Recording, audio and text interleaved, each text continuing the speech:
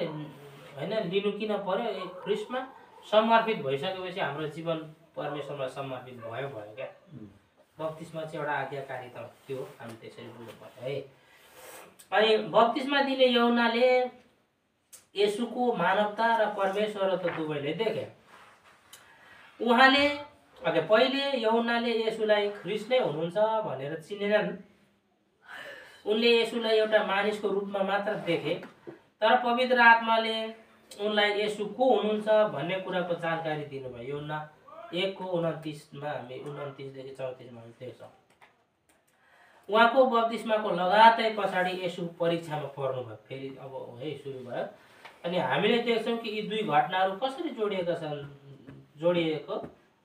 छन् त हैन, जोडिएका थिए यो दुई।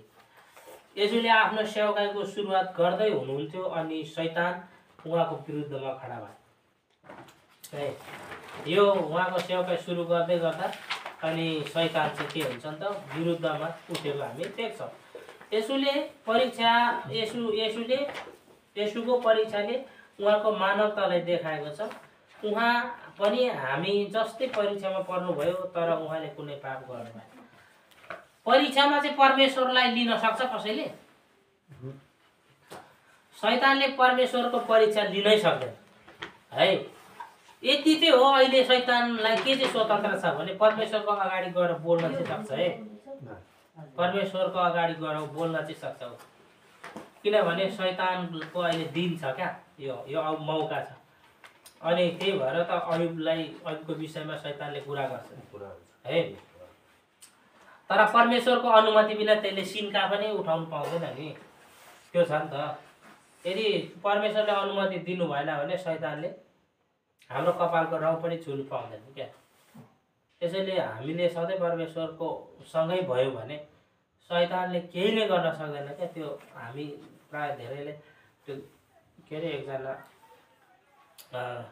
सुभाष राई कि कसको गवाई सुनेछौँ नि होइन, सुभाष राई होइन, यो के अरे इन्द्रजाल पढ्ने क्या। तपाईँले सुन्नुभएको छैन सर? सुभाष राई कहाँको मान्छे हो? त्यो त भुटानतिरको मान्छे हो, तर यतैतिर उहाँले त्यो इन्द्रजाल गरेर जादु टुनामुना गरेर हजारौँ मान्छेहरूलाई चाहिँ समस्या पार्ने मान्छे। तर एकजना विश्वासीलाई उहाँले नसकेको कारणले गर्दा के हो त भन्दाखेरि येशूको चेला हुँ, येशूलाई मान्छु भनेपछि येशूको खोजी गर्दै हिँडेको घटना छ क्या। तपाईँले सुन्नुभएको थियो? तपाईँहरूले सुन्नु यहाँ डोरेर क्या त डोरेर यहाँ पर्तिर हाम्रो पास्टर बाकै भाइ, यहाँ पर्तिर त्यो हाम्रो के अरे भैरव पास्टरको भाइ, उहाँ चाहिँ नि इन्द्रजाल पढ्दा त्यतिकै कहाँ गएर कहाँ लो बोल्नु यो निन्दामा कुद्थ्यो नि, निन्दामा जहिले निन्दाको बगरमा मात्रै कुद्यो। अब त्यो भूत प्रेतसँग त्यो इन्द्रजाल पढ्ने भूत प्रेतसँग हिँड्नु पऱ्यो नि त। आज कता नानातिर जङ्गलबारीतिर यो मसँग रहेछ कि त्यो गवाई। तपाईँहरूले कति भरे समय मिल्यो भने नि सार्नुहोस् र सुन्नुहोस्। सार्नु त मिल्दैन होला यहाँबाट, युट्युबमा छ। मन्त्रतन्त्र महाजादुगरको जीवन गवाई सुभाष राई।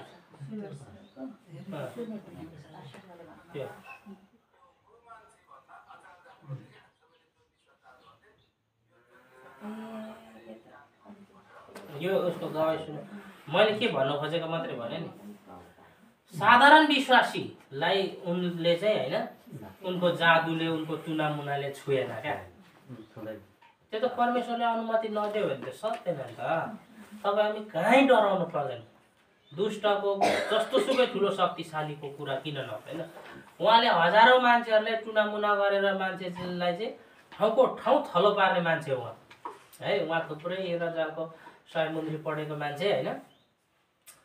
अनि उहाँले भन्नुहुन्छ, तर एउटा साधारण विश्वासी जो चाहिँ क्यारम बोर्ड खेलेकोमा यसो हेरेर बस्ने त्यो फुर्सदिलो विश्वासी रहेछ होइन। यहीँ नक्सलबारी कि काकाभिटा कहाँनिर आयो। अनि त्यहाँनिर चाहिँ त्यसलाई सबैले गुरु नमस्ते गुरु हजुर भन्दै भन्थ्यो अरे, त्यसले भन्दैन।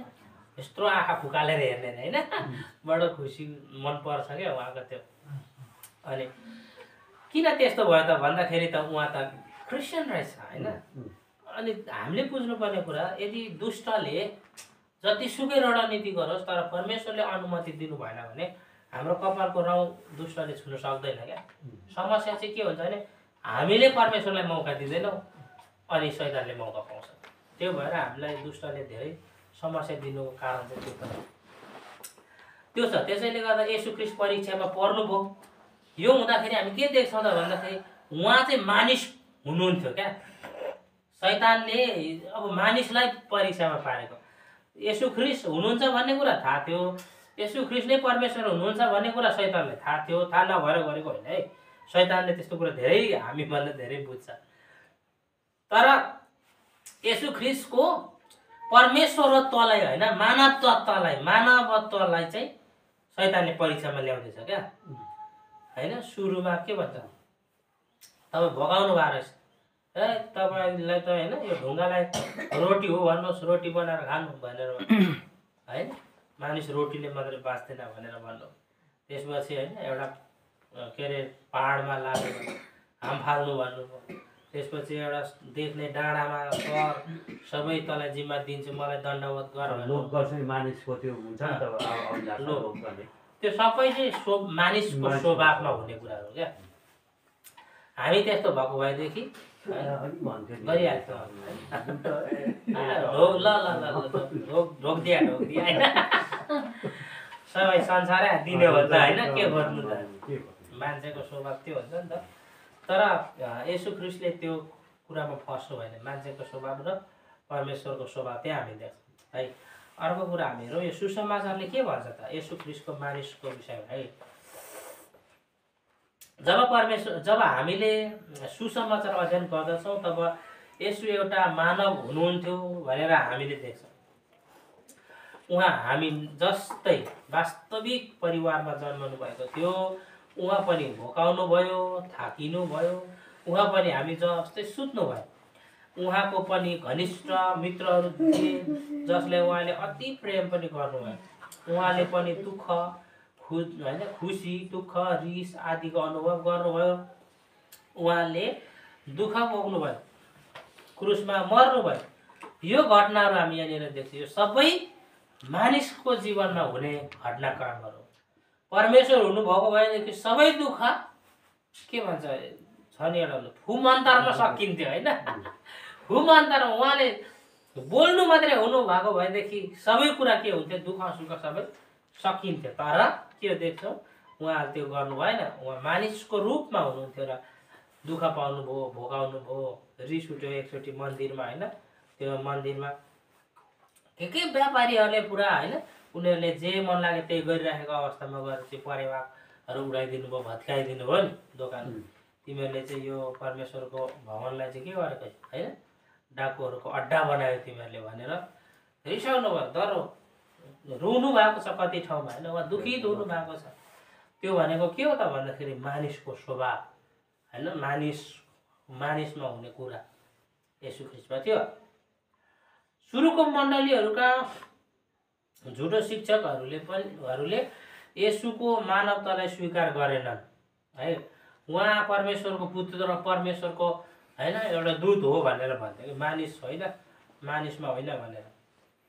उनीहरूले येशूलाई उहाँ आत्मा हुनुहुन्थ्यो र मानिस भएको जस्तो मात्र देखावटी गर्नुहुन्थ्यो भनेर पनि भन्छ। तर बाइबलले यो कुरालाई इन्कार गर्दछ कि सुसमाचारले उहाँ हामी जस्तै मानिस हुनुहुन्थ्यो भनेर स्पष्ट रूपमा बताएको कुरा देख्छौँ है। 100% मानिस है। मैले अघि नै भने येशू ख्रीष्ट चाहिँ 200% हो है, 100% मानिस हुनुहुन्थ्यो यहाँनिर। अर्को सुरुको मण्डलीहरूले यो कुरा उनीहरूले चाहिँ के भन्थे त भन्दाखेरि मान्छे भएको भए कहाँ यत्रो सहनशील हुन्छ हौ होइन, मान्छे भएको भए यत्रो कहाँ दुःख सहन सक्छ भन्ने उनीहरूको बुझाइ। जसले पनि अपमान गर्दा पनि होइन, अब क्रुसमा टाँगेर क्रुसमा किल्ला ठोक्दै गर्नेलाई होइन यिनीहरूले जे गर्दैछन् यिनीहरूलाई थाहा छैन, क्षमा गर्नुहोस् भनेर भन्छ। हामी भएको भए के भन्थ्यौँ होला, पिता यो अनुहार हेरिराख्नु नि यहाँनिर होइन कति यहाँ मलाई पीडा दिएको बिर्सिनु होला यो यस्तो छ यसले मलाई के गरेछ थाहा छ नि भन्थ्यो होला हामीले तर यसुले के भन्नुभयो यिनीहरूले क्षमा गर्नुहोस् यिनीहरूले जे गर्दैछन् उनीहरू नजानेर गर्दैछन् भनेर भन्छ होइन हामीले त्यो सक्छौँ त्यस्तो क्षमता